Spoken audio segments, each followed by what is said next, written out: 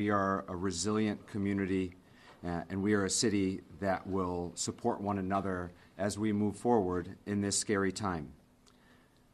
Just because you're feeling unsafe doesn't mean that that's invalid. We know that that's real, but we are doing everything we can to both advance this investigation, but also to provide the support necessary as we move forward and take the first steps together that we need to, as a city, to start to recognize that kids need to go to school and people need to go to work, and we appreciate the courage and sometimes even tentative steps forward that we're taking as we start to move forward as a community. At this time, I'd like to introduce Colonel Oscar Perez, who will give an update on the investigation. Thank you. Thank you, Mayor. Good afternoon. If we can please show the photo that we released earlier today.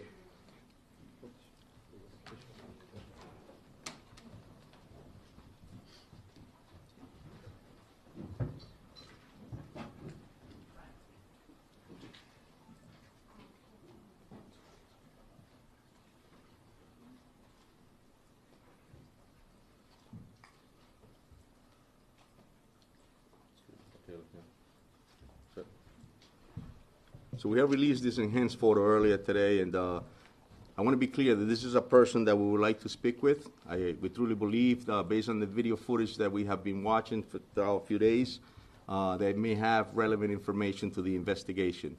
So we're asking the public that you can help us identify who this individual is, as well if the individual themselves sees their picture, to please contact the police department. As far as one thing that I want to mention, I want to urge you, the public, not to rely on or circulate AI-generated images that are currently being shared on social media, as they're not verified or credible. As well, the updates and information that you're getting will be provided exclusively through this department's official channels. I want to make sure that we make that happen, and please notify the public to make sure that that occurs. I would also like to clarify and show a map. Please, if you can play the map.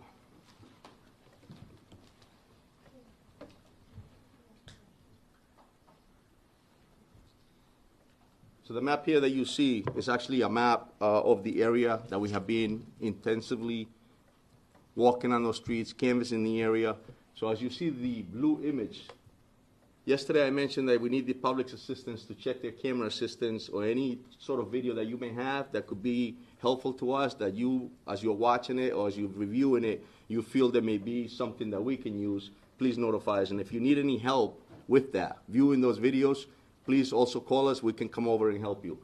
The green area, that's color, that's when we have confirmed where the subject was prior to the shooting.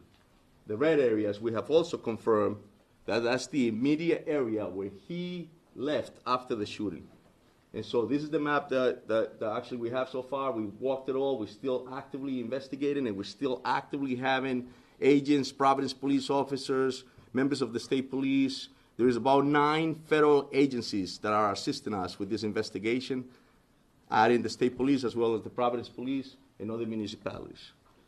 Again, I would like to reiterate, if you have any tips, please call the 272-3121 or the FBI link at fbi.gov/Brown University shooting. Thank you. Attorney General Peter Nerona for an update. Okay. Thank you, General.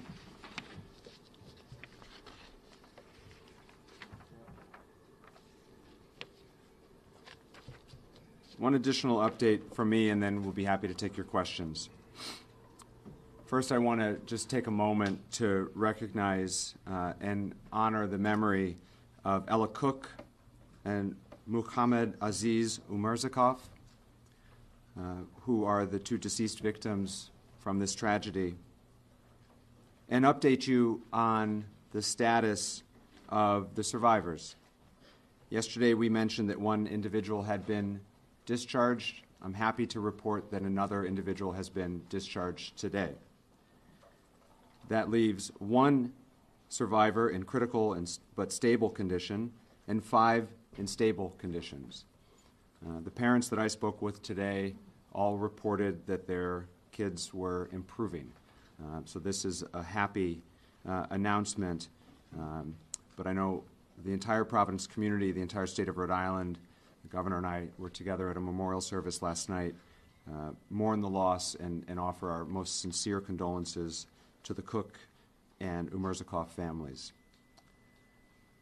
Following up on a note that the Colonel made with respect to AI-generated images and other misinformation, we have created an online folder with all of the video and images that have been released. And we encourage both members of the press, but also members of the community. We know lots of people are sharing information, and we appreciate that. We think that will help with this investigation.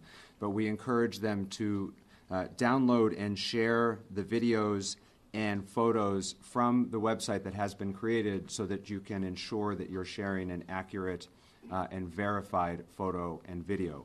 That website is now live. It is providenceri.gov/tips, T-I-P-S. providenceri.gov/tips is an online file folder that has the videos and photos that have been released to date, and it will be updated as we progress. There's been lots of conversation up here about the heroic work of the hundreds of law enforcement professionals who remain hard at work 24 hours a day and who are, in fact, making progress. I want to close with one additional thank you tonight. All of those tip line calls are coming into the city's telecommunications department, the same folks who answer the 911 calls, and they too have been working tirelessly, and I want to thank the men and women at dispatch and at telecommunications for their diligence. Everyone in the city of Providence truly has a role to play in this investigation, and we're grateful for their assistance. We'll take your questions. John. Colonel, I have a question for Colonel regarding the map. As he's walking around, I want to establish actually, what's the earliest that this person of interest emerges? I believe you had said Saturday morning at 10:30, but then someone else said maybe a couple days earlier. And I recognize that it fluctuates and this is evolving. But as of right now, what's the earliest that this individual, to your knowledge, shows up on camera? About 10:30 a.m. on the date of this tragic incident. However, so like anything else, I also mentioned yesterday that they do case the areas. They do a lot of prior checking for their crime, and so we truly believe that it could be that possibly it was there prior as well. And so we want to make sure that we don't miss anything. And so that's why we're asking the public to help us to ensure within that map area that I mentioned with the borders between Wickeden, Brook, all those areas, Gano, that if you have a camera system to reach out to us. I was in along Hyde Street, Gano today. Tremendous number of federal officials literally going door to door. Would you say, how would you describe, I mean, it just seems that this is probably right now the most massive, intensive manhunt going on in the world. I think I agree with you on that, John, and definitely commend the men and women, obviously, and all our federal partners. It's a lot of work, and it's intense, as you stated. It takes a lot to be able to knock on doors, see videos. There's terabytes of videos that you have to look, and I mentioned it yesterday. We're looking for a moment that takes almost less than a second, and if you miss it, you're missing something that could be critical and important for us to use. And so, yes, it's definitely an intense, and I believe that is probably the most intense investigation going on right now in this nation. Colonel, the second person that you want to talk to, can you drill down at all on any interactions that you believe he may have had with the main person of interest? Do you believe he talked to him? How close was he to him? Any interactions? What can you tell me? So, yeah, we have video footage that determines to us and the detectives that can tell that this person was in the vicinity where the subject of interest was that we wanted that we actually have an interest on. Close enough that we feel that we need to speak with them to find out because videos don't speak. If you think about it, I wish the video could speak, and then I'll have the answers that we need to, so that we can continue on this investigation. So we're trying to find out exactly what it is, and that's why we need to speak with them. Please. Does this person, this new individual, have anything to do with why the person of interest was seen running in the surveillance footage? Again, I wish the videos could speak. We're trying to get those answers. And have you found any items of interest during your search, specifically clothing? Nothing as we speak, no. Up front here. Who among law enforcement or other first responders was first on the scene that day, and who came next? So Brown University was on scene, and then immediately the Providence Police Department within minutes was there. Back there, the green jacket. We recently Yeah. released a video from 216 on the day of the shooting, where we see the person of interest come into contact or near another person. Is that the moment that you think this new person and the person of interest might have come close? That's correct. It's around the area of Benevolent and Cook. So behind the Rhode Island Historical Society, that corner of George. Right near that area, correct. And you had some searches going on in North Attleboro today. Is that connected at all to this case? I can confirm we're all over the place. If a tip comes in and he needs us to go down to Connecticut, we're going down to Connecticut. If a tip comes in and tells us that we got to go to Boston, we're going to Boston. Right there in the middle, the green jacket, go ahead. Is it possible that the second person could become a person of interest? All we know is that that person was in the vicinity of the subject that we have an interest on, and we want to speak with them. Miss, En go ahead. español, si nos puede contar, Jefe Pérez, esta persona, una persona que busca identificar esa interacción, en qué área sucedió y qué pide de la comunidad. Yes, so pretty much the question is just, if we can explain in Spanish exactly why we're looking for this individual, or why do we want to speak with them. So, esta persona verdaderamente es alguien que nosotros tenemos un interés de hablar con ellos porque estaba en la área inmediata donde este individuo estaba. Entonces queremos saber más de por qué estaba ahí para explicar la razón y qué interacción hubo. ¿Tienen algún indicativo de que la persona que cometió el tiroteo actuó sola o actuó con alguien más? Eso es lo que estamos investigando. Go ahead. My question is, have you found any DNA evidence from the crime scene or the area that you believe might belong to the shooter? So we have found a lot of evidence that we need to, and we use and utilize it to hopefully guide us in the right direction in order to identify the individual that we're looking for. Any of that been DNA evidence? This actual physical evidence, there's DNA evidence, there's a lot of evidence that we're collecting to ensure that we can find the answer. Pat. A question for Attorney General Nerona. My understanding from your conversations over the last few days is that the Attorney General's office is taking the lead in terms of doing the investigation. My question is, what's the relationship between the Attorney General's office and the Rhode Island State Police, who we haven't heard much from over the last few days, in terms of who's doing what and what type of time commitment? I do have a follow-up. Yeah, I wouldn't say that we're leading it. I think that we are working closely with our law enforcement investigators. So you divide, I think you can divide, in a case like this, the people involved into two groups. So there are at least five prosecutors that have been here since Saturday night. I've been here for a fair chunk of it myself, particularly after hours back at the office. But what those prosecutors are doing, Pat, is asking questions, helping to narrow and inform factual inquiries. Certainly when there's a question, all right, do we have enough to get a search warrant for a house or a car or a buccal swab from a person of interest? They're informing that. So in any complex investigation, both federally and stateside, prosecutors are embedded with the investigative team, and we bring our own heads to the investigation because we have been involved in writing search warrant affidavits and arrest warrant affidavits and wiretaps for years. And the Rhode Island State Police, what kind of role have they played in terms of investigating? And I still have Well, yeah, the Colonel can answer that. But before you do, Colonel, I just want to make sure that I answer it as well. One of the images that I have most keenly in my mind from a couple nights ago is a state police lieutenant or Derek Melfi talking to John Primiano of the Providence Police, talking to Colin Woods of the FBI, and identifying a certain piece of video evidence that's important to this investigation. And that's how intertwined and cohesive it is, while prosecutors look on and engage at the same time. So I addressed this question a couple of days ago. So this is a very collaborative effort between all of law enforcement, between the Providence Police, the state police, all of our federal partners. We will continue to develop leads and follow that with the evidence that comes along with that until this perpetrator is apprehended. Thank you. I have one quick follow-up for the gentleman from Brown University. Yep. Can you say for the record and with complete certainty that every bit of digital, mass surveillance, whatever type of evidence was collected by the infrastructure of Brown University has been turned over to the Providence Police Department as well as the Attorney General's office. Is the Brown University withholding anything, for the record? For the record, we are cooperating 100% with law enforcement. We are turning over everything we have to assist in this investigation. And you have a map, and they are fully aware of whatever surveillance is being taken. All materials are being provided to law enforcement. Yes, sir. Tom? Mayor, thank you very much. Regarding the new person of interest video, who may have had contact with the primary person? Does law enforcement not have the capability to identify and find someone when you have like full face recognition without exposing them to public scrutiny? That would follow up.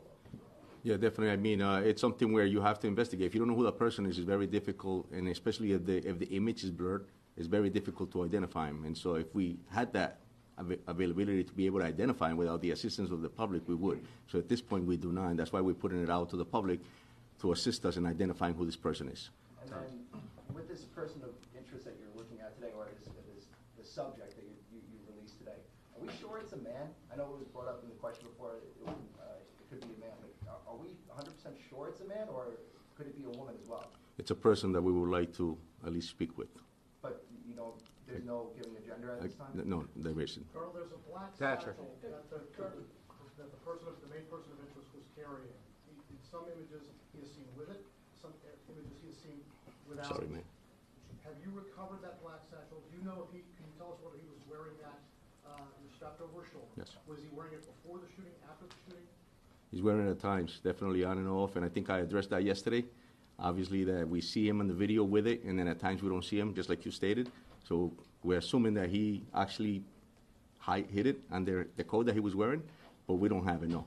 Patrick? For Colonel Perez. Yes. The map that you showed, it looks like the perimeter has moved south into the Fox Point area from the immediate places where we've seen video footage. Can you tell me why the level of interest has moved south of the shooting site and into the Fox Point area? Is there new video footage? Is there additional evidence that points towards that area? I mean, the investigation is intensive, so we're following his path. And he's getting us, the last place we saw him was right at Ives near Pittman. And so that's sort of south, and we're going to continue to check, but that's the last place that we saw him. That's why we moved south, and we may continue to move. It all depends. We want to see as far as we can, how far we can go to identify him. Are there any other sightings or anything else down by, I mean, that you've extended all the way to like Wickeden where we don't have any? Correct. We're at Ives and Pittman right now, but potentially could lead us further down to Butler. It could lead us further down south. So we just want to make sure we cover enough. Steve? Colonel, can you now explain to us 5 days later how many students were in that classroom? Sadly, 2 lost their lives, 9 others injured. We're encouraged about the update today. But can you now say how many kids were in that classroom? And did the gunman come in from the back so these people never knew it was coming? Or did he come in front with full view of everybody? And that's all part of the interviews, and actually we're cooperating with Brown to get the roster. That was a study hall, so we don't have the number. We're still getting information as far as who was there. I know Brown sent out an email to the students to notify us if they were present, and we're still getting that, so I can't give you an exact account now. Okay, and then just to follow up, you did say that you lost sight of the gunman at some specific road Correct. outside of your perimeter. No, it's within the perimeter, Steve, yeah. Right, and then what happened with him after that? There's no, you have no video of where he could have gone from there? We're still out there as we speak. There's people out there, there's detectives out there, there's task force officers. We're trying to figure out what other locations we can find, but we haven't found anything else. But we're knocking on doors and making sure, and that's why I'm putting out the call to the public to assist us. If you happen to be within that box that borders exactly where we want you to look, then that's exactly why we're here. Second row here. Yeah. Inside the classroom, you've done your interviews, you continue to do your interviews. The description that eyewitnesses are giving, does it match the primary person of interest? And what can you say more about the weapon? You know that the TA said that he saw a gun that was so big and so long. Is it possible at this point that the gunman had multiple weapons? Can you square that for us? Yeah, there's definitely, the interviews are definitely telling us that that's the description that we have.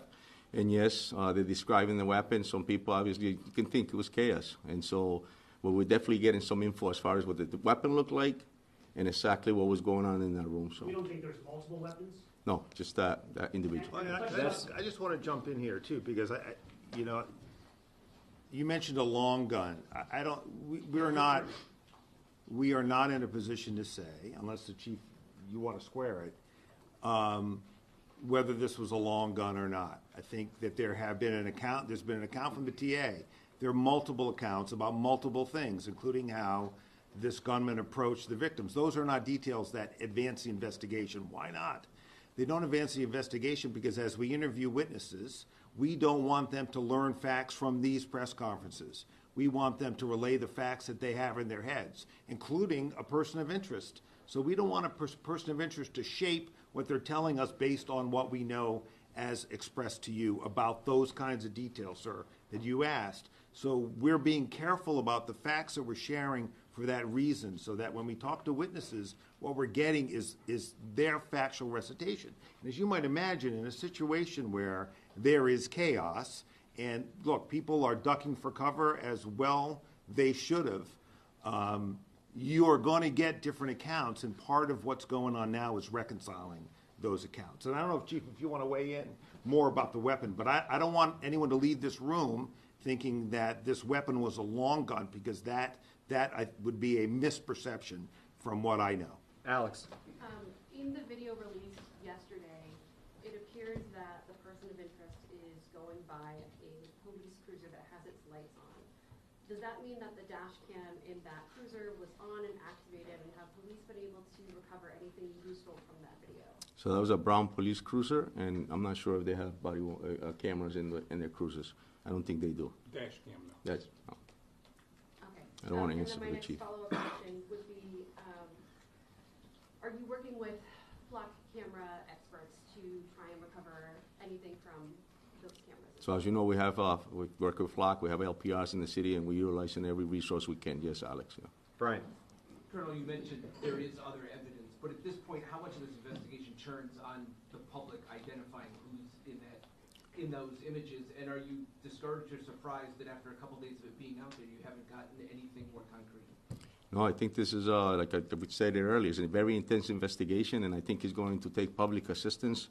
It's actually going to take, obviously, 21st century policing involved in technology, but it's also going to take good old-fashioned police work, which is knocking on doors, retrieving evidence, going through yards, talking to witnesses. It's going to take all that and more, Brian. Yeah, and no one's discouraged. I mean, I've been in that command post. No one's discouraged. I mean, leads are coming in, they're being run to ground, and no one's discouraged.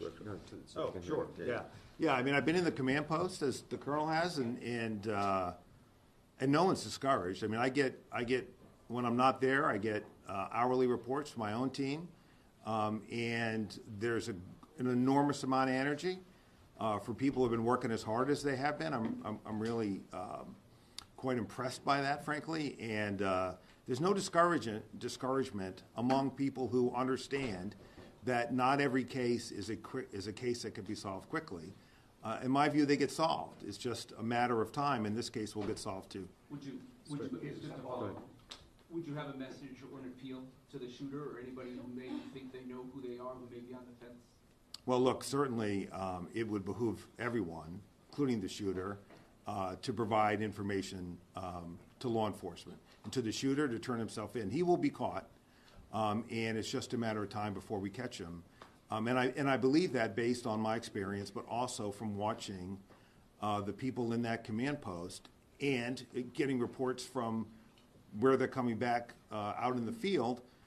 They know what they're doing, they're experienced, they're working hard. There's no lack of resources. Everyone's working really well together.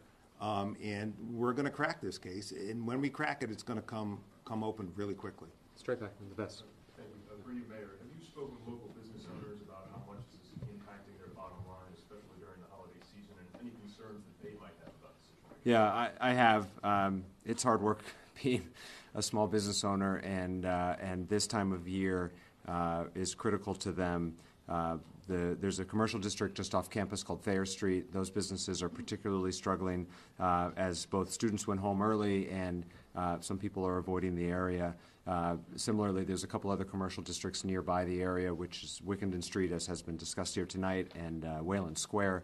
the city's Department of Economic Development, in partnership with the Greater Providence Chamber of Commerce, is reaching out to those business owners to look at assistance programs or otherwise try to support them to ensure that their businesses can stay healthy and vibrant through this. Do you know when those might take effect? Those conversations started yesterday, and so we're working with the various merchants associations to try to determine what sort of assistance might be most helpful, and when it's ready to announce, we will. Thanks. Please. My question is for the Colonel. So looking at this new map, there's more video so far of him before than there is after the shooting. Do you think the person of interest got to the vehicle somewhere within this area, and are you going to go through license plate readers? Absolutely, yeah. We're looking for that evidence, if there was any vehicles involved. And yes, you're right, he was there earlier, and so that's why we're looking at that as well. And definitely, we're using, I mentioned that earlier, the LPRs, the flock, any cameras. That's why we're making a call out to the public to assist us with that. It's all part of those resources that we're going to need, as the general stated, to make that apprehension. Dan. I have a question, a follow-up first to the Attorney General. Attorney General Dan Janik, NBC 10. Hi, Dan. You had said the other day that you released the person of interest because the DNA didn't match, which would assume that there was DNA of the person of interest in that room. Can you tell us what it was? And if he hasn't committed a crime before, how it makes it a little bit more difficult to Yeah, so DNA, when it's entered into a nationwide system, can confirm the identity of a suspect or subject.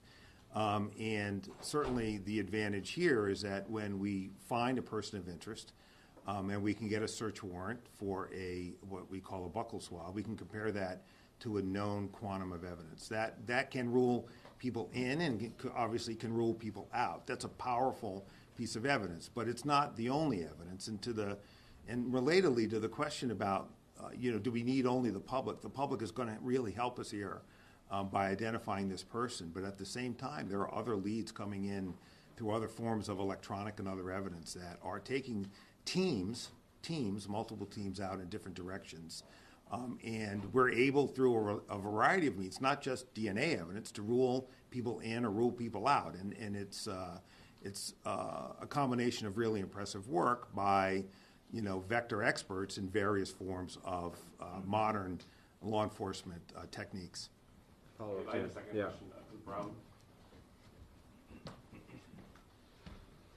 So I asked this question out of deep respect, but I asked it for a lot of parents who are frustrated who reached out to me, so please keep that in mind. And they want to know how a school with a $9 billion endowment does not have cameras on one of the older buildings at the edge of the campus where this happened, not even in the front door, who's coming and going. Now, they asked this question knowing that the shooter may have done whatever he wanted, but the cameras, A, would have deterred, or B, captured a better look at him, and we wouldn't be here today 5 days out. I want you to explain that, because there's a lot of parents who are wondering, where are you investing your money? Yeah, I appreciate that question, and I want to reiterate, as our president did, that supporting our students and communicating to the parents, to our community about our support is of utmost importance. We have 1,200 cameras located throughout the campus. We don't publish the locations of the cameras. That would give a map to somebody to evade detection on the cameras. So that would be counterproductive to do that. There are cameras in this building, and as I answered the previous question, we have turned over all evidence that we are holding at Brown to law enforcement and are cooperating fully with them. So you're saying that there's a camera, you're saying there's cameras in the building. I was told yesterday there wasn't cameras in the building. The Attorney General said, old building, no cameras, attached to a new building with cameras. I believe he said that there were two different phases of the building that might have two different levels of technology. Again, all video imagery has been turned over to law enforcement. That doesn't make sense to Amanda. people. Just want to say that. Okay, I have a question for the chief and a question for the FBI. Hey, Chief. How you doing, Amanda?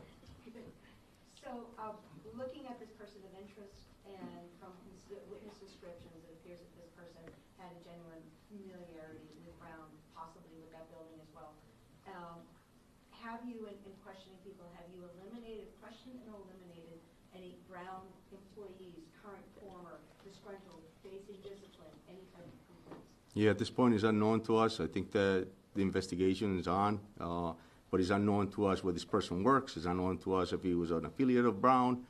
That's all unknown to us. All we have is the image that we've been releasing and informed you all about it. And so we're hoping to get those answers eventually, who that person is or what their background is. Okay, and a question, follow-up to the FBI, please. Oh, sorry. Yes.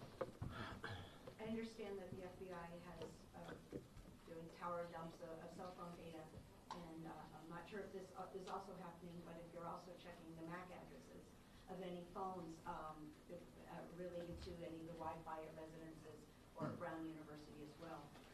If so, how long does it take to get that information? Have you really even received any preliminary information that is helping you narrow down any potential persons of interest? I will say that I don't want to get into the specifics of the techniques that we use investigatively, but I will say that we are using every resource that we have to find this subject and bring him to justice. But when it comes to cell phone data, how long does it take to get that information? Would we be getting weeks, months? I will say that it varies as it relates to getting that type of data. I will say that everything that we're doing is getting expedited based on the gravity of what has happened here at Brown University. Right next to you. Have you recovered any physical evidence during these recent searches, and possibly including a gun magazine? So we have done extensive searches both inside the location as well as outside. Yes, we have seized and found physical evidence. And does that include a gun magazine? We have found physical evidence. Can you say where? I'm not going to confirm. I'm sorry? Yeah. Please. Colonel, for the past couple of days, we have zeroed in on this particular person of interest. Can you kind of help remind us about why you believe this is someone who possibly could be either the shooter or a suspect? And you've been very careful not to say a suspect. You've said a person of interest, but this is the only video. Can you help remind us about why you believe this is the person, not looking for others? Yeah, we have enough evidence, I think, that's taken us to that level to identify this individual as someone who was there immediately after, before, case in the area. There's enough for us to believe that's definitely a subject of interest based on descriptions, based on statements, and so that's the reason we're calling him a subject of interest, just to ensure that we have enough, and once we identify him, to be able to take the next step. A quick follow. You were very clear not to use gender with the person in proximity to the person of interest, but you have been using male pronouns describing this person as a man. For this particular person of interest, we can say for sure you believe that we are looking for a man for the person of interest? Correct. In the back there. At this point, and this is for the FBI, at this point, this person could be anywhere, right? I-95 runs right through the state. So how are you coordinating with other states to determine whether this person of interest could be elsewhere? No, that's a great question. Through all of our field offices, we have 56 field offices throughout the United States as well as legats abroad. And so the information that we have, once it goes into our data systems, we are sharing that information real time with all of our FBI field offices and the partners as well. And so that is a way in which we're making sure that whether that subject has left the state or even left the country, that we are using that full reach of the federal arm to track that individual down. And a follow-up real quick for one of you. I understand that Brown has 1,200 cameras. Why, and that those images have been handed over to the investigation, why have we not seen any of this footage? Wouldn't it help if the media or if the general public saw people walking through campus and just to get angles? Yeah, I mean, my answer to that is footage of students running from the scene doesn't help advance identifying this person or this investigation. Him walking into the building? No, not him. I'm talking about video footage of students that were not harmed, other students hearing shots, running through a different part of the building. We have video footage of that. That doesn't help us identify this individual. With respect to Attorney General, I think we could all agree that maybe, within the 24 hours ahead of that time, there is a lot of footage that could be gone through or controlled. Those 1,200 cameras that you say there are in the school, why hasn't that just been released to the public? Well, let me play devil's advocate. Would you like all of it? Why not? Well, because here's why. Because it doesn't tell us anything about who committed this crime yet. If we get a better image of who committed this crime, you'll have it. There is no effort to preclude the public, online investigators in the press, from getting to the result faster than we can. If you can identify this person faster than we can, have at it. but we are giving you the best evidence we can to identify this person. The FBI, with respect, cannot find a person we have not identified yet. The way we identify them is to focus on this person, exhaust our investigative resources to pull videotape so that we can get an image out there that the public may be able to identify. At the same time, exploiting other evidence to try to track this person in different ways, which has been going on for the last 72 hours. So, well, what does that look like? What that looks like is information comes in. It could come in from the tip line. The team runs it to ground. They rely on other evidence, the flock cameras that the colonel referenced, other electronic data that Amanda's referring to, and you can rule that person in or out. When that person's is ruled out, you move on to the next one. The way the public helps us now is to help us identify this person, okay? But that's not the exclusive way we're going at it. But it does not advance our investigation to have reams of data out there that don't help identify the shooter. And we're confident of that. My follow-up question just to that was as well is, we speak a lot about the public helping as well, and we know that the FBI is involved. But 5 days, a person can get very far in 5 days.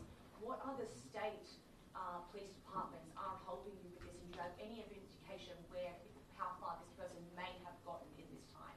Well, go ahead, Yeah, Colonel. no, I got it. So pretty much, it's a great point, and that's something that we're considering. Obviously, he could be anywhere. You're right. And I think the fact that we're all here in this room and we're providing the info and it's being spread out through this nation, I would hope. I'm speaking to different chiefs. I've had the privilege to know a lot of them. We're exchanging info as we speak. We don't know, but we still don't know what the person is or who he is, right? And so we're going to continue to view, review, and then send out. And I just want to touch on that question because you do make a good point. If there's 1,200 cameras, right, how come we're not seeing it at all? But at the end of the day, we're looking at key evidence, key video evidence to send out. It makes no sense to re-victimize students who went through that. That's not my job, and that my responsibility is to ensure that people are safe. It's no different than I'm asking the public to provide me with video footage for weeks. I don't want to know what's going on in their homes for weeks. I want to know if they can see a piece of evidence that is going to be helpful for us to progress in this investigation. What do we know about the level of public access to Darris and Holly? Is this a door that somebody from the shooter would have been able to walk in, or is this a place where you would have needed swipe access to get in? Certainly. Thanks for that question. Brown is no different than most colleges and universities that during daytime hours, there's open access to academic spaces. So that was the case on the day of the event. Right. Bill. Question for Brown.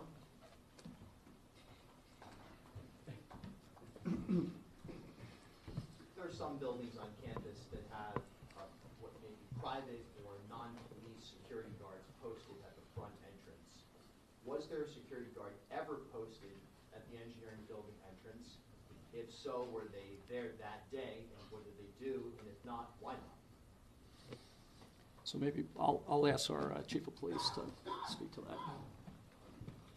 On that day, we did not have and do not have a security asset posted inside the building. Is that atypical of a Saturday or in that particular building? How do you determine where security is posted, and is that under the purview of Brown Police? That is, and that is typical for that academic space. That there would not be a security personnel? Correct. Right, Brian, there you go. One for the colonel, one for the Mayor. As far as the investigation goes, any updates on a possible motive here? And for the mayor, while I have you, we're getting towards Christmas time. Obviously, this suspect can get lots of different places, not just on campus there. What is your message to people coming into this area, seeing family who are concerned that this guy is still out? Yeah, so the motive is unknown at this time. We're, what are we, a week away from Christmas now? This only emphasizes the question that I think everyone's been asking, which is, are we safe in Providence right now? Which honestly is the hardest question that I keep getting asked. And whether it's the holidays or not, but with the holidays, we expect even more people to want to come home and celebrate with family and share the traditions that, are seared in all of our brains of holidays with our parents and loved ones. we can't lock down the city indefinitely. We can't. And I know this city. I know they're tough. I know that they are resilient. I know that they have faced scary times before. And so we are doing everything possible to provide extra law enforcement, extra visibility, things to reassure confidence at a scary time. And it is a scary time here in the city. That's true at Christmas time. That was true when this started on Sunday morning, the first morning after. And so we are doing everything possible, but obviously families are going to have a conversation about what's right and what's best. But they should know that their city government is doing everything they know how. And thanks to the help of our friends, the governor and the Rhode Island State Police, our neighboring communities here in Rhode Island. For those of you who aren't from Rhode Island, this is a tight-knit place. And we have police officers from every corner of Rhode Island helping out in Providence right now. And so we are doing everything we can to reassure folks, to provide comfort, particularly as we expect will be even busier a week from now. And that is the best honest answer that I can give to that very difficult question. Please. This question is for the Colonel. I know you've been interviewing survivors, specifically survivors that were in that classroom where the shooting took place. Have any of those survivors described the person of interest as the shooter, and or have they given a physical description of the shooter that is similar to the person of interest that we've been shown? That's correct, yes, they have. Yes, they have. They have. Yes. Can you tell us how many actionable tips No. you've received at this point? Happy to see Steve Clampkin. Thanks very much, Mayor. And a two-part question, both for Colonel Perez and Mr. Doxley, FBI. As you've expanded the area that you've appealed to people who may have cameras within about an 80-block area, is it fair to say that the calls of people with cameras have tailed off, that you've gotten about all you can get? No, we're still getting info. We're still getting calls, and we're doing a lot of knocking on doors, and it's been extremely helpful. So no, we're not done. We're going to continue to expand, and we get calls, and sometimes just knocking on doors alone is providing us that evidence. And notwithstanding the fact the FBI issues a bulletin to all of its field offices and so forth, is it fair to say that until and unless you get a picture of this guy stepping into a car, you're not going to, basically starting from square one? You don't really have a sense of who he is, where he's going, and how he's getting there. I would say, as it relates to the FBI, as well as our partners here, any information that comes in, that has not tailed off at all. And I would say one thing that remains constant is we will always need the public's assistance in anything that we do. No matter what you guys may see on TV, we will always need the public's assistance. I say as it relates to that, any tip that comes in, the information that we get, we're able to aggregate that and push out, not only to make links with other FBI field offices, so in a way in which we can follow that lead all the way to ground.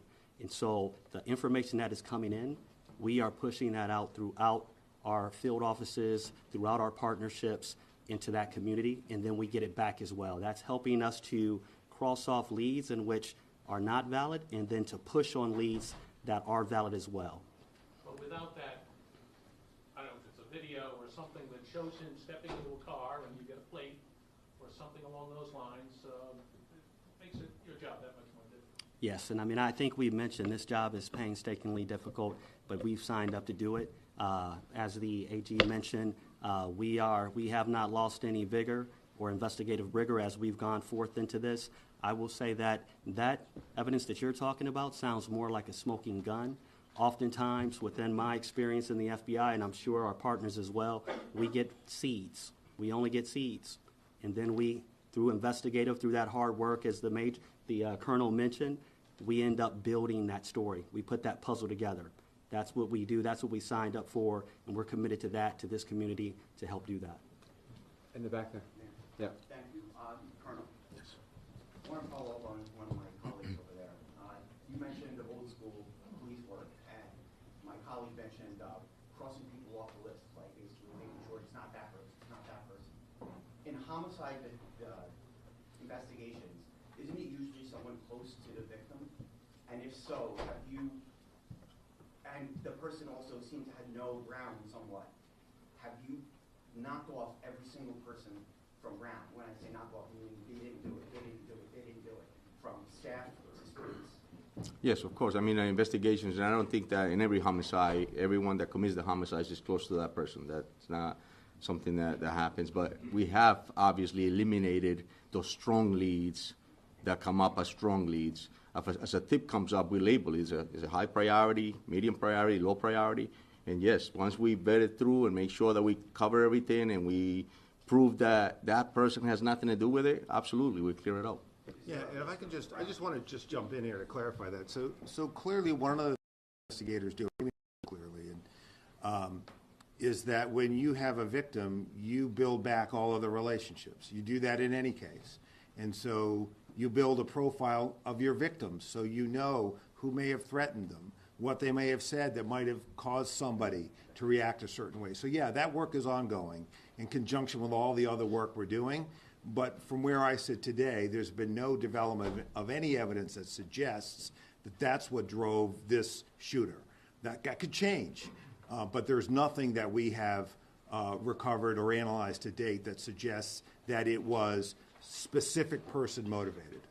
Again, could change, but we're 5 days out. That work is being done, and there is nothing that suggests that at this time. Last question. This is for law enforcement and potentially Brown, but 5 days have passed. How is it possible that we still don't have a clear idea of who was in the classroom during the shooting? 5 days have passed. It could be 6 days. We were hoping that only 1 day passed.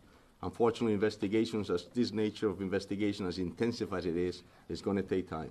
And it's going to take a lot of time to be able to interview, seize evidence, examine it, to come up with the right person. But as the general stated, a person's going to get caught.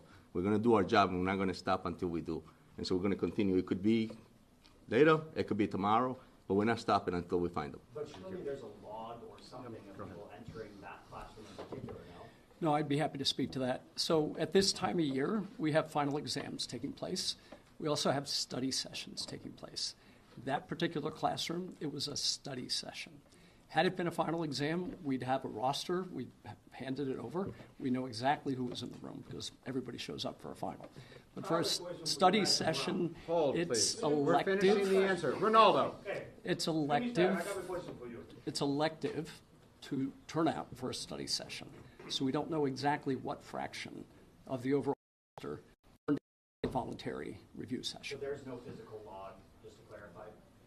Law enforcement is working to reconstruct that, but there would not be a formal law. The camera in that building, they Brown put up because the sanctuary city law that we have, you don't want to record illegal immigrants, and you don't want to provide the footage to the FBI or immigration authority. One camera in that building, it come out from your detectives, they are friends of mine, they're angry at this investigation that these people in Brown University put the camera up, they can identify that person. You imagine how the family want to go through? Tell the truth to the media here. Putting cameras off.